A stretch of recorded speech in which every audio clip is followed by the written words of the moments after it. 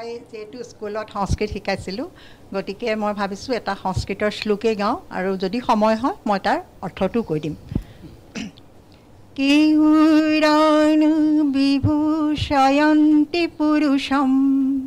হাৰান চন্দ্ৰোজ্জ্বলঃ ন স্নানম ন বিলেপনম নালংকৃতা মূৰ্ধজা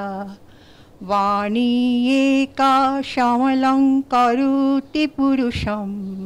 या संस्कृता ध्यायते क्षीयन्ते खलु भूषणानि सततं वाग्भूषणं भूषणं ইয়াত মানে কৈছে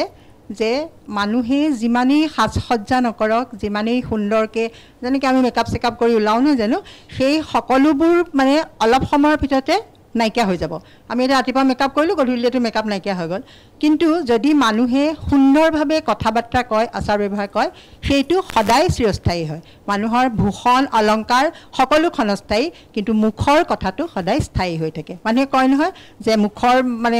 মিঠা বচনটো সদায় মানুহৰ গ্ৰহণযোগ্য হয় বেয়া কথাও যদি তুমি ভালকৈ কোৱা ভাল ভাষাত কোৱা তেতিয়াহ'লে সেইটোও গ্ৰহণযোগ্য হয় আৰু ভাল কথাও যদি বেয়া ভাষাত অমাৰ্জিত ভাষাত কোৱা তেতিয়াহ'লে সেইটোও মানুহৰ ভাল নালাগে ধন্যবাদ